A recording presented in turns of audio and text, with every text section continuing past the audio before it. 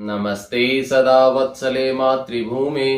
मातृभूमि की वंदना करते हुए मैं अनिल कुमार आप सभी का स्वागत करता हूं एके भारद्वाज संस्कृत क्लास में। आज की इस कक्षा में हम अध्ययन करेंगे कक्षा 7 रुचिरा भाग 2 पंचमः पाठ है सदाचार है। अब हम पहले श्लोक का अध्ययन करते हैं। तो सर्वप्रथम हम इस श्लोक का सस्वर गायन करेंगे, इसको पढ़ना सीखेंगे। तो देखिए, आलस्यम हि मनुष्याणाम शरीरस्थो महान रिपु नास्ति उद्यम समो बंधु कृत्वा यम नावसिद्धति। अब इसका हिंदी अर्थ देखिए कि आलस्य मनुष्य के शरीर में स्थित सबसे बड़ा शत्रु है। परिश्रम के समान कोई मित्र नहीं है, जिसे यानी परिश्रम करके मनुष्य कभी दुखी नहीं होता है। अब हम दूसरे श्लोक का सस्वर गायन करेंगे, इसको पढ़ना सीखेंगे।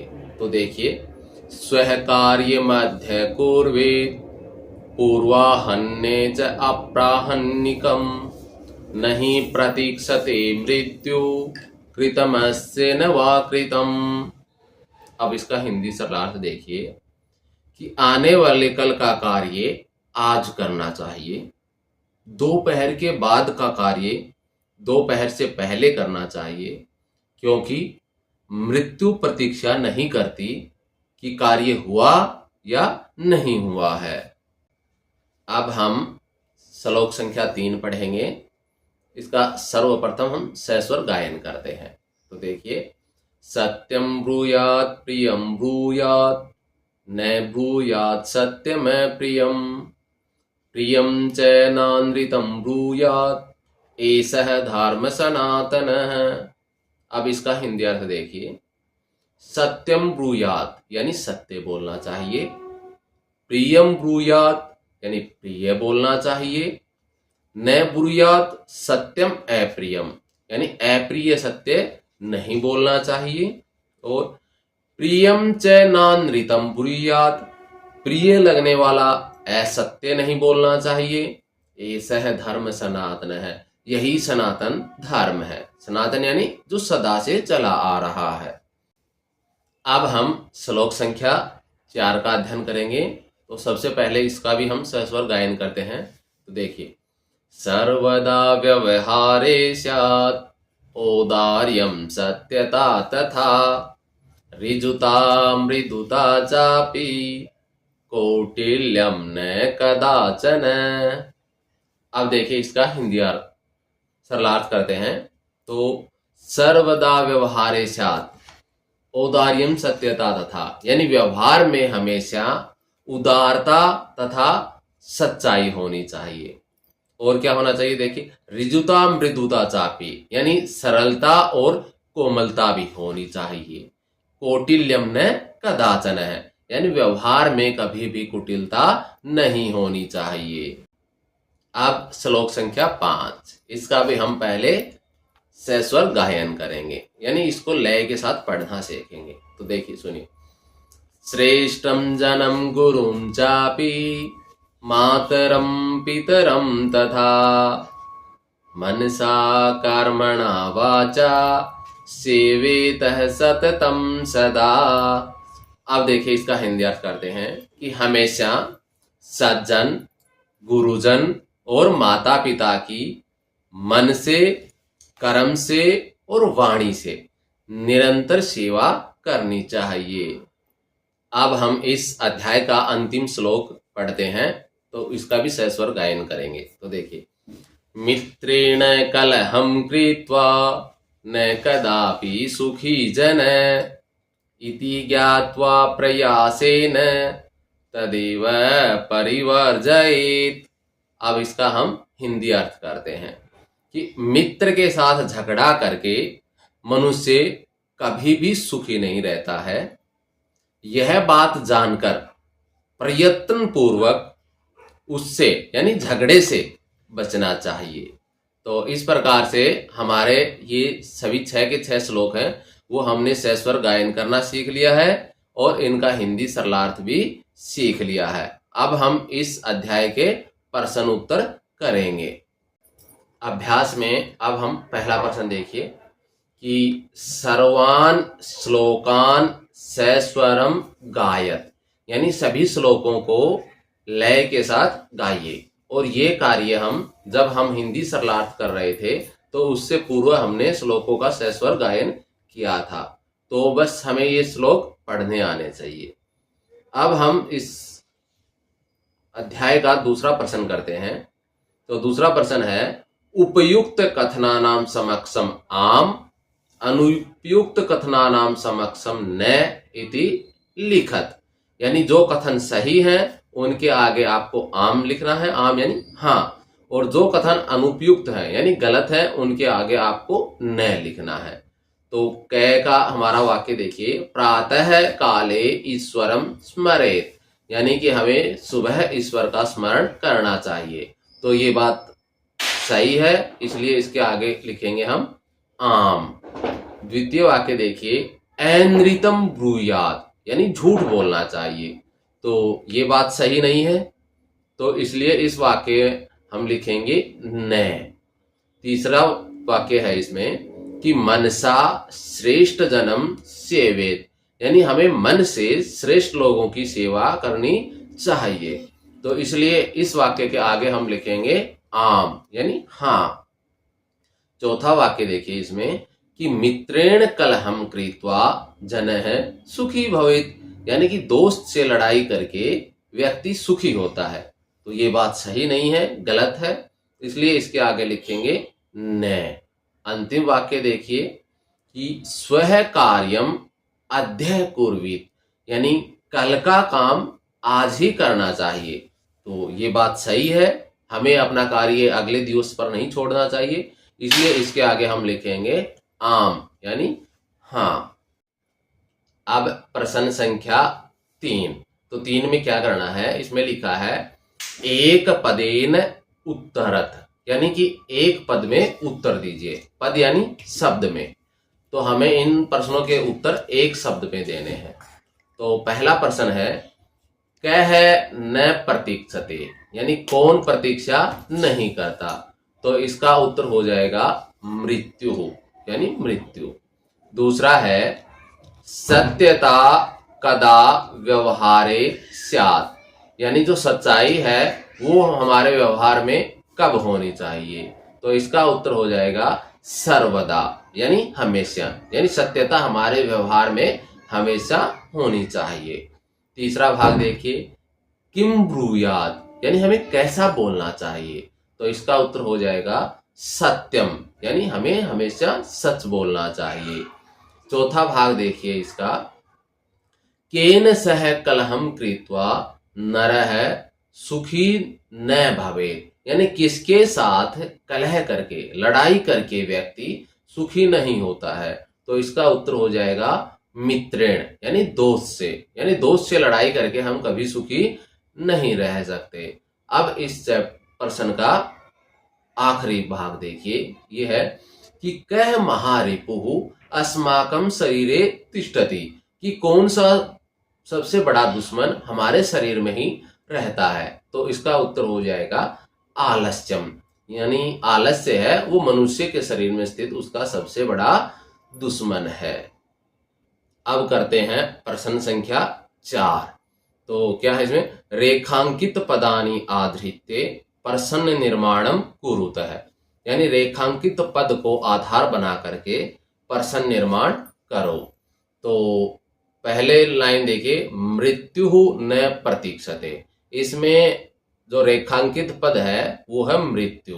तो हमें मृत्यु शब्द को यहां से हटाना है और इसकी जगह एक ऐसा शब्द रखना है कि ये लाइन एक प्रश्न बन जाए। तो इसमें मृत्यु को हटा करके लिखेंगे कह, तो उत्तर हो जाएगा कह न प्रतीक्षते। दूसरा देखिए कलहम कृत्वा नरः दुखी भवति, तो इसमें कलहम शब्द है इसको हमें हटाना है, तो इसकी जगह आ जाएगा किम, तो उत्तर हो जाएगा किम कृत्वा नरः दुखी भवति, अर्थात क्या करके मनुष्य दुखी होता है। तीसरा देखिए पितरम कर्मणा सेवेत। तो यहाँ रेखांकित पद है पितरम, यानी हमें इस शब्द को हटाना है, तो इसकी जगह आ जाएगा कम। तो उत्तर हो जाएगा कम कर्मणा सेवेत, यानी हमें किसकी अपने कर्मों से सेवा करनी चाहिए। चौथा भाग देखिए, व्यवहारे मृदुता श्रेयसी। तो यहाँ रेखांकित पद है मृदुता, इसको हमें हटाना है, तो इसकी जगह आ जाएगा का। तो उत्तर हो जाएगा व्यवहारे का श्रेयसी, यानी व्यवहार में क्या श्रेयस्कर है, श्रेष्ठ है। अंतिम भाग देखिए, सर्वदा व्यवहारे ऋजुता विधेया। तो यहाँ हमें रेखांकित पद दिखाई दे रहा है, वो सर्वदा है, यानी सर्वदा शब्द को हटा करके इसकी जगह हमें नया शब्द रखना है, तो इसकी जगह आ जाएगा कदा। तो अब उत्तर बनेगा कदा व्यवहारे ऋजुता विधेया, यानी हमें कब व्यवहार में सरलता रखनी चाहिए। इस प्रकार हमारा प्रश्न संख्या 4 पूरा हो जाता है। प्रश्न संख्या 5, तो इसमें है कि प्रश्न मध्ये त्रीणि क्रियापदानि सन्ति, यानी प्रश्न के बीच में 3 क्रियापद हैं। तानि प्रयुज्य, उनको प्रयोग करके सार्थक वाक्यानि रचयत, सार्थक वाक्यों की रचना करे। तो आप देखेंगे बीच में सर्कल में हमें 3 क्रियापद हैं, उनमें एक है ब्रूयात, एक है सेवेत और एक है स्यात्। तो हमें इन वाक्यों के अंत में इनमें से एक एक को जोड़ना है। तो सबसे पहले देखिए, सत्यम प्रियम च, इसमें जुड़ जाएगा ब्रूयात, यानी हमें सत्य और प्रिय बोलना चाहिए। दूसरा है वाचाम गुरुम च, इसमें जुड़ेगा सेवेत, यानी हमें वाणी से गुरु की सेवा करनी चाहिए। तीसरा है इसमें सत्यम अप्रियम च न, इसमें जुड़ेगा ब्रूयात, यानी कि हमें सत्य अप्रिय नहीं बोलना चाहिए।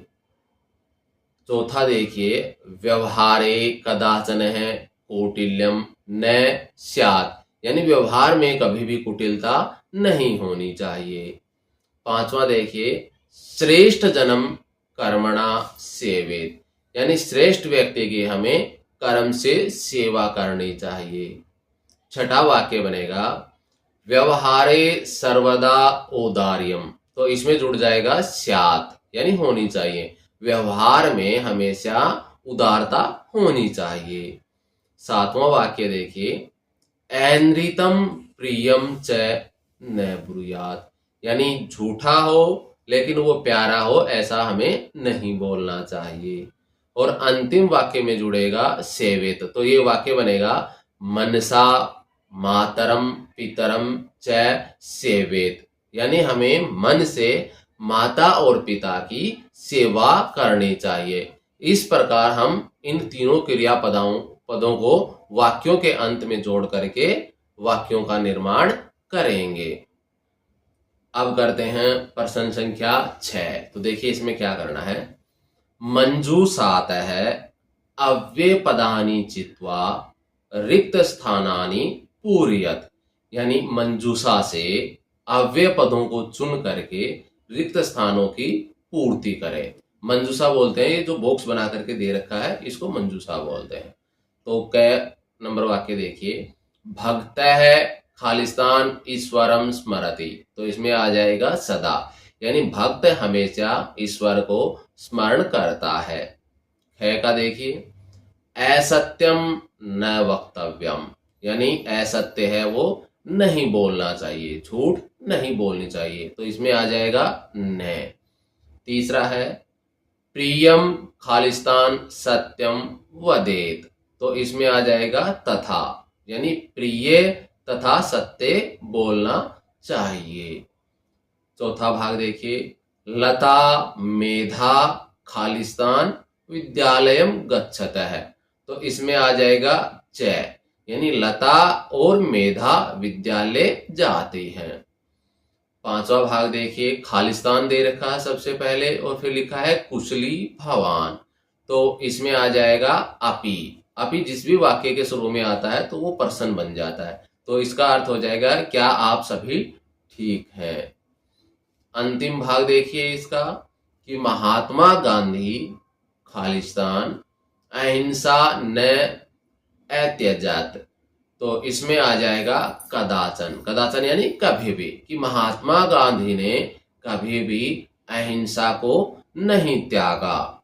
इस प्रकार हमारा प्रश्न संख्या 6 पूरा हो जाता है।